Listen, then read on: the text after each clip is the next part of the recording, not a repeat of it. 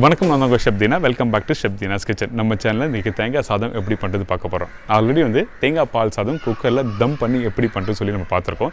இன்றைக்கி இந்த தேங்காய் சாதம் ரைஸ் வெடித்து எப்படி கரெக்டாக தாளிப்பு போட்டு, அதாவது கடுகு, கடலைப்பருப்பு, உளுத்தம்பருப்பு, காஞ்ச மிளகாய், தேங்காயெல்லாம் கரெக்டாக மிக்ஸ் பண்ணி எப்படி பண்ணுறது பார்க்க போகிறோம். அது மட்டும் இல்லை, இந்த தேங்காய் சாதம் எப்படி பண்ண போகிறோம், எதில் பண்ண போகிறோங்கன்னா ஸ்ட்ரெயினோ குக்கர்.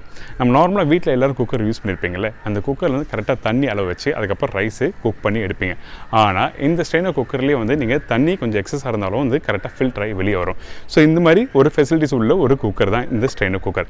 இந்த குக்கரை பற்றி நான் சொல்லணும்னு கேட்டிங்கன்னா, உங்களுக்கு இந்த cooker stainless steel heavy bottom உள்ள ஒரு குக்கர். அது மட்டும் இல்லை, இந்த குக்கர் நீங்கள் ஸ்டவ்லையும் யூஸ் பண்ணலாம், இண்டக்ஷனில் யூஸ் பண்ணலாம். அதுக்கப்புறம் 3 லிட்டர் 5 லிட்டர் இந்த மாதிரி உள்ள வசதி உள்ள ஒரு குக்கர். அது மட்டும் இல்லை, இந்த குக்கர் நான் எப்படி வாங்கினேன், டேரெக்டாக ரெடி பண்ணுற இடத்துலேயே நான் குக்கர் வாங்கினேன். நீங்கள் உங்களுக்கு குக்கர் வேணும்னுச்சுன்னா 729996 96069 இந்த நம்பருக்கு ஹாய் சொல்லி ஒரு மெசேஜ் பண்ணினா இந்த ஸ்ட்ரெயினோ குக்கரை பற்றி எல்லா டீட்டெயில்ஸும் உங்களுக்கு வாட்ஸ்அப் மூலமாக வந்துடும்.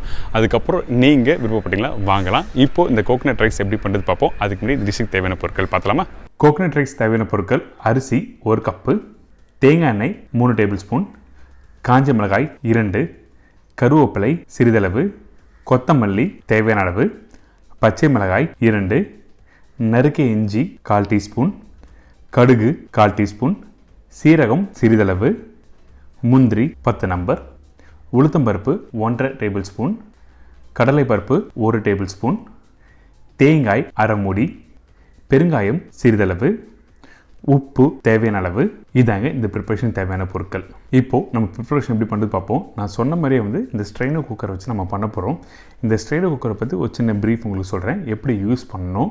அதே டைமில் ரைஸ் வெடித்த பிறகு கோகனட் ரைஸ் எப்படி பண்ணுறதுன்னு சொல்லி உங்களுக்கு தெளிவாக இந்த குக்கரில் பண்ணுறதை பற்றி சொல்ல போகிறேன். இப்போது இந்த குக்கர் பாருங்கள், இந்த குக்கர் 5 லிட்டர்ஸ் குக்கர் இது. அது மட்டும் இல்லாமல் ஸ்டெயின்லெஸ் ஸ்டீல் பேஸ் உள்ள குக்கர். நம்ம நார்மலாக அலுமினியம் குக்கரில் பண்ணுறதுக்கு பதில் இந்தமாதிரி ஸ்டெயின்லெஸ் ஸ்டீல் குக்கர் வச்சு நீங்கள் பண்ணால் ரொம்ப நல்லது. அதுக்கப்புறம் இங்கே உள்ளே ஸ்ட்ரெயினர் இருக்குது. இந்த ஸ்ட்ரெயினர் உங்களுக்கு ரொம்ப ஒரு ஈஸியான மெத்தடில் ரிமூவ் பண்ணி நீங்கள் ஃபிக்ஸ் பண்ணலாம். ரொம்ப கஷ்டம்லாம் இல்லை. பார்த்தீங்களா, ஜஸ்ட் லைட்டாக அப்படி இன்சர்ட் பண்ணலாம். இந்த ஸ்ட்ரெயினர் நீங்கள் உங்களுக்கு இன்கேஸ் ஃப்யூச்சரில் உங்களுக்கு என்ன ப்ராப்ளம் வருதுன்னா, நீங்கள் எங்கே வாங்குறீங்களோ அங்கேயே வாங்கலாம். அதோட டீட்டெயில்ஸ் கிளியராக உங்களுக்கு டிஸ்கிரிப்ஷன் பாக்ஸில் கீழே கொடுத்துருக்கேன். அதுக்கப்புறம் மேலே பார்த்தீங்கன்னா அந்த தண்ணி எக்ஸஸாக இருக்க தண்ணி வெளியே வர்றதுக்காக இந்த பைப் கொடுத்துருக்காங்க. அதுக்கப்புறம் சைடில் வெசல்ஸ் இருக்குது. ஸோ இப்போது இதுதான் நம்ம எப்போவுமே குக்கர் யூஸ் பண்ணும்போது நிறைய பேர் வீட்டில் பண்ணுவோம், அந்த தண்ணி வெளியே வராது. ஸோ அதனால தான் ரைஸ் குக்கர் யூஸ் பண்ண மாட்டாங்க. ஆனால் இன்றைக்கி இந்த ஸ்ட்ரெயினோ குக்கர் வச்சு பண்ணும்போது உங்களுக்கு தெளிவாக எக்ஸஸாக இருக்க தண்ணி வெளியே வந்துடும்.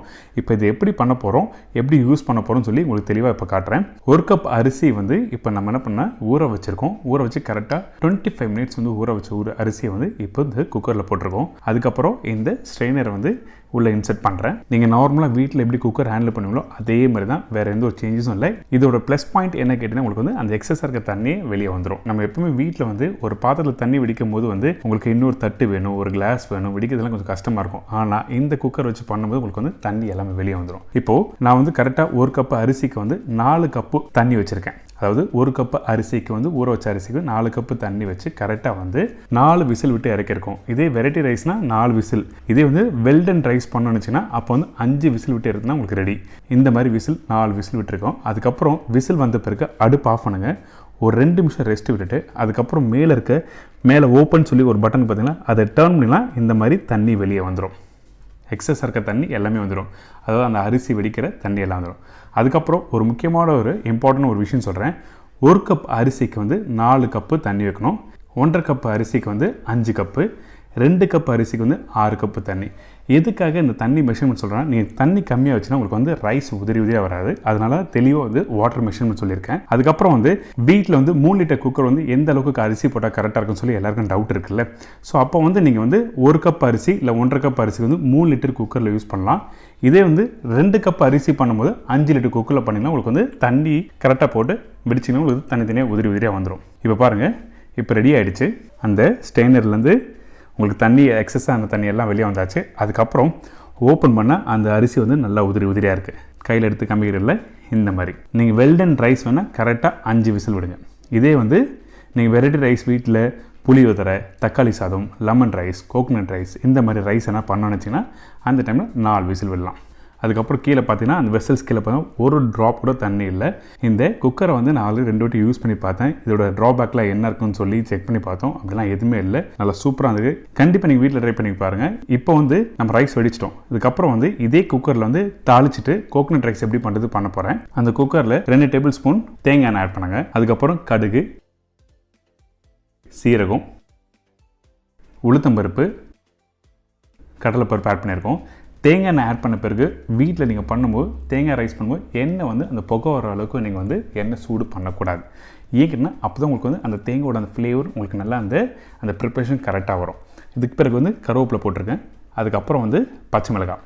இந்த கடலைப்பருப்பு உளுத்தம்பருப்பும் போட்ட பிறகு ஸ்லோ ஃப்ளேமில் வறுக்கணும். நீங்கள் ஏன் கேட்டிங்கன்னா நீங்கள் அந்த ரைஸ் ப்ரிப்பரேஷன் கம்ப்ளீட் பண்ணி முடிச்ச பிறகு உங்களுக்கு வந்து அந்த பருப்பு வந்து கொஞ்சம் நல்லா கிறிஸ்பியாக க்ரன்ச்சியாக இருந்தால் தான் உங்களுக்கு வந்து கரெக்டாக நல்லா வரும். அதனால தான் வந்து ஸ்லோ ஃப்ளேமில் வறுத்து எடுத்துன்னு சொல்கிறேன். இதுக்கப்புறம் நறுக்கிய இஞ்சி, அதுக்கப்புறம் முந்திரி பருப்பு, காஞ்ச மிளகாய் இது எல்லாத்தையும் போட்டு நல்லா பொண்ணு இடத்துல வறுத்து எடுத்துருங்க.